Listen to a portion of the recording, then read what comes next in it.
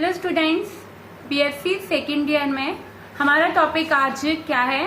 Typification. Taxonomy में जो हमारे सिद्धांत चल रहे थे वानस्पतिक नाम पद्धति के मुख्य अंतरराष्ट्रीय नियम में टेक्सा के रैंक हम आपको बता चुके थे, रैंक में आपको समझा चुके थे। हमारा बीच का टॉपिक छूट गया था, तो आज मैं उस टॉपिक को कंप्लीट कर रही हूँ, जिसमें हमारा रैंक ऑफ टेक्सा के बाद यह टेक्सा की रैंक है टाइपिफिकेशन। यहाँ पे आज क्वेश्चन है आपका, जिसे हम प्रारूपीकरण कहते हैं।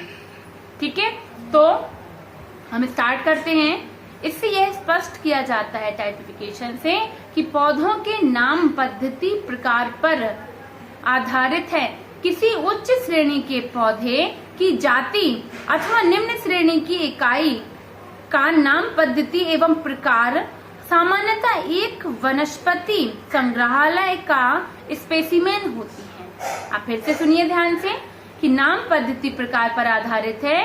किसी उच्च श्रेणी के पौधे जाति अथवा निम्न श्रेणी की इकाई का नाम पद्धति के एवं प्रकार सामान्यतः एक वनस्पति संग्रहालय का स्पेसिमेन होता है।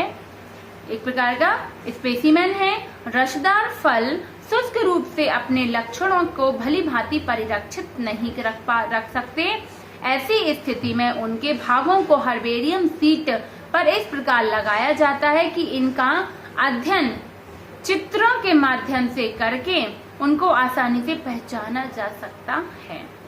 हर्बेरियम पदार्थ की अनुपस्थिति में किसी जाति को किसी वनस्पति शास्त्री द्वारा दिए गए वर्ण अथवा उसके बनाए गए चित्र द्वारा स्पेसिमेन की भांति अध्ययन किया जा सकता है।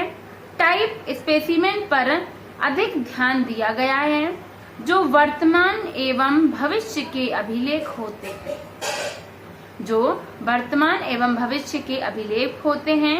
यदि लेखक द्वारा दिए गए पौधे के पहचान लक्षण और टाइप स्पेसिमेन द्वारा प्रदर्शित पौधे के लक्षण समान नहीं होते हैं, तो स्पेसिमेन द्वारा प्राप्त लक्षणों को ही शुद्ध मान लेते हैं। स्पेसिमेन से जो लक्षण है उन्हीं को ही हम शुद्ध मान लेते हैं। ठीक है, टाइपिफिकेशन अगर हम किसी प्रारूप को नहीं शो कर सकते हैं तो हम उसको उस टाइप से शो कर सकते हैं। ठीक है, टाइप स्पेसिमेन को इतना अधिक महत्व दिया जाता है कि इन्हें अनेक संस्थानों में लिफाफों, फोल्डर्स, केसों आदि में परिरक्षित करके सुरक्षित किया जाता है, रखा जाता है। पुराने और बड़े वंशों से संबंधित वर्गीकी कार्य में कभी कभी ऐसा होता था कि वर्गीकी शास्त्री वंश को 2 या 2 से अधिक वंशों में विभक्त करते थे। विशेष बात यह देखी जाती थी कि वंशों में से कौन सा वंश मूल नाम से पुकारा जाएगा, किसको सही नाम दिया जाएगा, किस वंश को। प्रथम अवशिष्ट विधि में अनुसार पृथक कारकों में वंश के पृथक कर नाम दिया जाता था और मूल वंश के बचे हुए टैक्सोन के लिए वंशीय नाम अनुप्रयुक्त होता था। दूसरा विकल्प टाइप विधि प्रकार को समाविष्ट करने के लिए प्रयुक्त किया जाता था। ठीक है, टाइप स्पेसिमेन स्पीसीज उस जाति को कहा जाता है जिसे मूल लेखक वंश की स्थापना करने में अपने मस्तिष्क में रखता था। ठीक है, तो कुछ ऐसे रूल्स बनाए गए, ये इनको कैसे टाइपिफिकेशन किसने दिया, किसने क्या क्या विचारधारा दी, इसी के आधार पर जो स्पेसिमेन और प्रारूपीकरण है, मतलब स्पेसिमेन्स और टाइपिफिकेशन के किसी भी विवेचन में स्पेसिमेन्स के लिए अनुप्रयुक्त शब्दों की परिभाषा से संबंधित प्रश्न उठता है। सामूहिक रूप से इन शब्दों के चयन में वनस्पति शास्त्री शुद्ध एवं स्थिर नहीं है, जिसकी फलस्वरूप अव्यवस्था उत्पन्न हो गई है और इस विषय पर काफी लिखा जा चुका है। ठीक है, तो इसी के आधार पर स्टॉकहोम कांग्रेस ने इस विषय पर विचार किया था और निम्न प्रकार के स्पेसिमेन संख्या के निर्देश से दिए गए थे। तो पहला होलोटाइप, ये शॉर्ट क्वेश्चन भी बनते हैं आपसे। Holotype, lectotype, न्यूटाइप, paratype, isotype. तो ये कितने आपके 6 प्रकार के यहाँ पर दिए हुए हैं। होलोटाइप तो सुन लीजिए होलोटाइप के बारे में। इस प्रकार का स्पेसिमेन जो नाम पद्धति प्रारूप के रूप में लेखक द्वारा प्रयुक्त किया जाता है, नाम पद्धति प्रारूप के रूप में लेखक द्वारा, लेखक स्वयं इसको देता है, द्वारा प्रदर्शित या प्रयुक्त किया जाता है, वह होलोटाइप प्रकार का क्या कहलाता है, स्पेसिमेन या कहलाता है।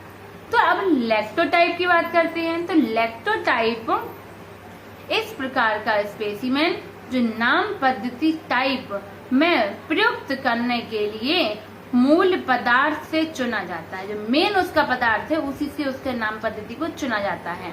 जबकि प्रकाशन के समय होलोटाइप को नामकृत नहीं किया गया था। प्रकाशन के समय जो होलोटाइप से उसको नामकृत नहीं किया गया था, अथवा होलोटाइप उपलब्ध नहीं थे। होलोटाइप क्या थे, उपलब्ध ही नहीं थे, वो कह रहे थे, जबकि उन्होंने कहा था कि इस प्रारूप पद्धति से लेखक द्वारा प्रस्तुत किया गया। ठीक है, तो अपने अपने मत है, उन्होंने उसके बाद इसका लैक्टोटाइप बताया। तो अब है नियोटाइप। ऐसी स्थिति में जबकि टैक्सॉन के नाम पद्धति टाइप के रूप में अनुप्रयोग करने के लिए चुना गया है, जब वे पदार्थ जिन पर टैक्सॉन आधारित है नहीं मिलते हैं।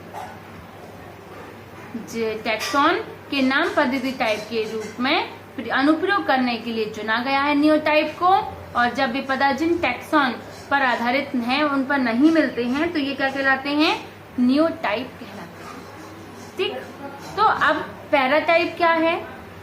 पैराटाइप इस प्रकार का स्पेसिमेन्स है जो होलोटाइप के अलावा मूल वितरण के साथ उपलब्ध है।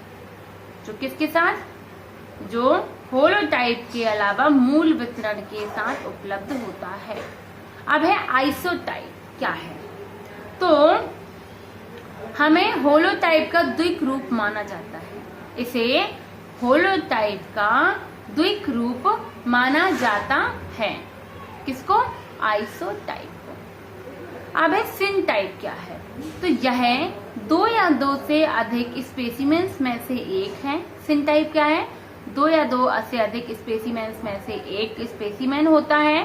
ठीक है, और जो लेखक द्वारा तब प्रयोग किया जाता था जब कोई होलोटाइप निर्दिष्ट नहीं रखता था, अथवा होलोटाइप के स्थान में प्रयुक्त होता था, या दो या दो से अधिक स्पेसिमेन्स में से एक को स्पीसीज के रूप में एक साथ नाम दिया जाता था। सामान्यतः यह स्वीकार कर लिया गया है कि कोटाइप एक ही पौधे से जिसमें होलोटाइप एकत्रित किया गया था प्राप्त द्वितीयक स्पेसिमेन है। ठीक है, जिसे प्राप्त किया गया था वो क्या है, एक प्रकार का द्वितीयक स्पेसिमेन माना जाता है। टाइप के अकेले बिना विशेष अर्थ के प्रयोग करने से होलोटाइप सूचित होता है। टोनोटाइप इस प्रकार का स्पेसिमेन होता है जिसे उस स्थान से एकत्रित किया जाता है और जिस स्थान पर स्पीसीज मिलती है, और जिस स्थान पर स्पीसीज मिलती है तो ये उसी स्थान पर माना जाता है सिनटाइप। तो कई चीजें, कई वैरायटी हैं, आपको एक दो पॉइंट और एक लाइन में ही चीज को माइंड में फीड करना होता है कि टाइपिफिकेशन में यहाँ पर प्रारूपों को सुनिश्चित करने के लिए स्पेसिमेन्स बनाए जाते थे, उनमें सजाया रखा जाता था क्योंकि हम हर्बेरियम में उनको फिट नहीं कर सकते थे। जिन चीजों को हर्बेरियम में आप एनिमल या सारे प्लांट्स को नहीं रख सकते, तो उन प्लांट्स को हम ना रखने के कारण हम स्पेसिमेन तैयार करते थे, और स्पेसिमेन के रूप में हम लिफाफों में कई प्रकार की पुरानी चीजें चलती थी, उस प्रकार से हम उनको शेष या संरक्षित कर सकते हैं। तो ये प्रारूपीकरण है, अलग अलग प्रकार से अलग अलग वंशों के लिए, अलग अलग जातियों के लिए यूज किया जाता है। ठीक है, तो आई होप आपको क्लियर होगा क्या है। अब इसी के बाद है इसके प्राथमिकता के सिद्धांत भी होते हैं। तो प्राथमिकता के सिद्धांत के बाद मैं यहाँ पर होलोटाइप में इसका एक बार और ध्यान रखिए कि स्पेसिमेन संख्या के निर्देश दिए गए थे, उसके लिए क्या क्या, एक होलोटाइप, लैक्टोटाइप, नियोटाइप, पैराटाइप, आइसोटाइप और सिनटाइप। ये 6 टाइप जो लिख लिए। अगर कोई एक सिंगल क्वेश्चन आता है तो थोड़ा बहुत डेफिनेशन आपको ऐड करके उसको लिखना होता है, तो आप इसको कंप्लीट कर सकते हैं।